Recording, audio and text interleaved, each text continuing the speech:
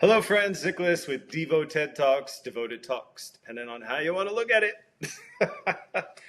Oh, I just got some sad news from somebody that I know through our studio, and my heart goes out to them, and I'm memorializing that loss is hard, and unexpected shifts and changes are hard, and while they often do strengthen us, and they do challenge us, and they do make us better people over time and in the long run, it still sucks. It still hurts, and it's still not always the way we want things to go.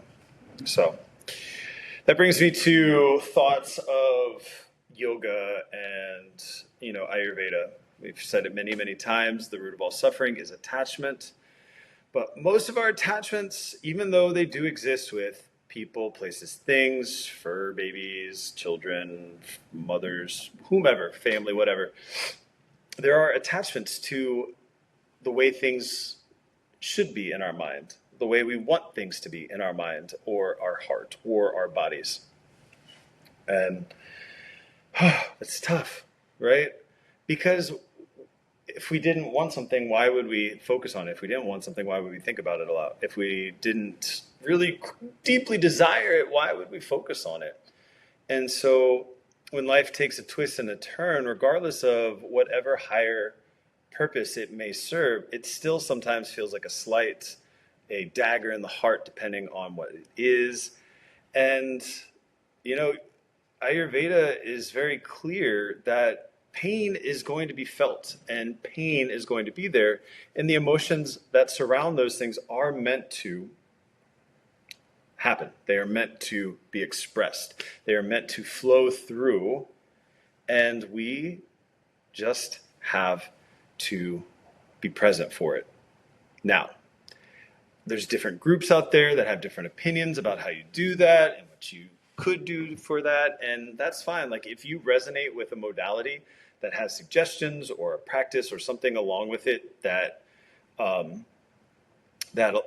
helps you, and you find peace and healing and or relief in that, please do that.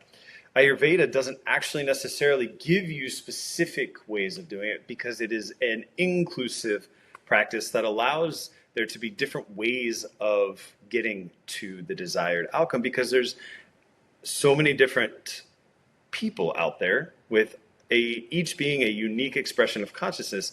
How they get from point A to point B is going to vary greatly. And if you find relief in a particular practice, whatever it may be, whether it's a grief counseling, whether it is what is it called? Inner child parenting, right? There's that. There's so many things, and there's so many different ways of doing it, but it is more about the moving from the attached state to a relaxed and unattached or less attached or less bound state in relation to whatever it is you're experiencing.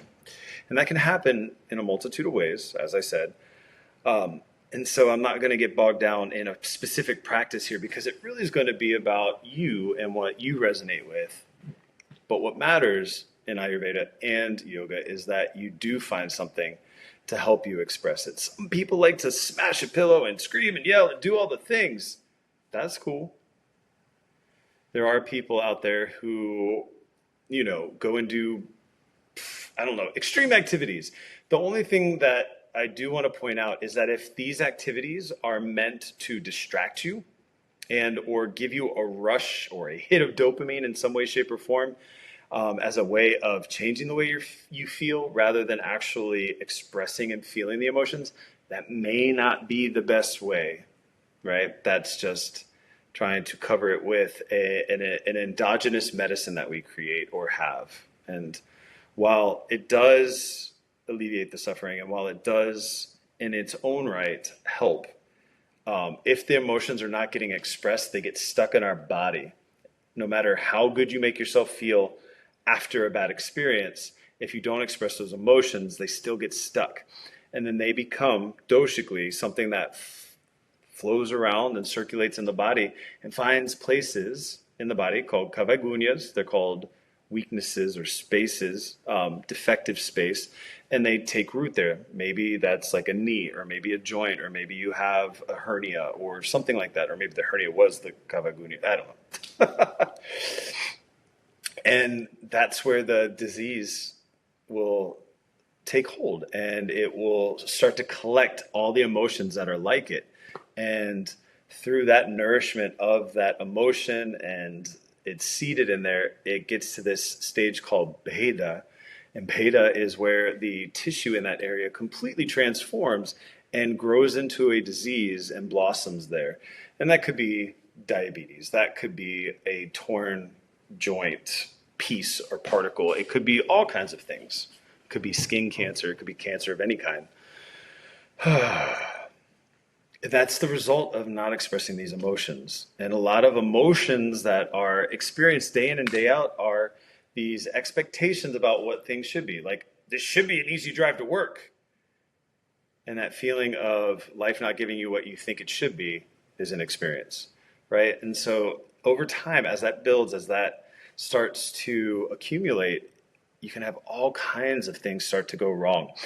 But the most immediate reaction that our bodies have to changes, emotionally, or attachments emotionally, is our guts.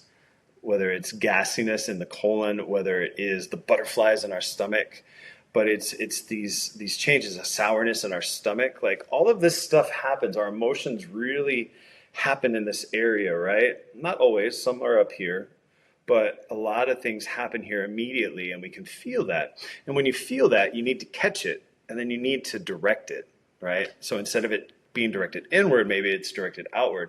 Maybe it's labeling it. Maybe it is talking about it with somebody. Maybe it is saying the problem out loud, as I said, and labeling it. But maybe it's singing. Maybe you need to express those emotions through song, or maybe that's, I don't know.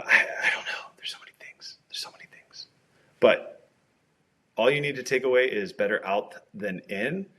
But make sure that you're not directing it at somebody else, because that creates karmas and feedback loops that are even more layered and challenging, right? Do no harm, right? Do no harm. Ahimsa. So, my friends, this is Nicholas. Life is challenging at times, and life is hard at times, and it has peaks and it has valleys. And we don't really get to choose when and where they happen. We just get to choose how we show up in the moment, and we get to choose how attached we are to something or not. And I say that all with the one all-important caveat, that sometimes we're unconsciously doing all of these things, and they can be just as detrimental whether you're consciously aware of it or not. So, my friends, what I wish you is a conscious awareness of all the things that you are, and a conscious release of all the things you are not. And I will see you on the next episode. Be well, be free.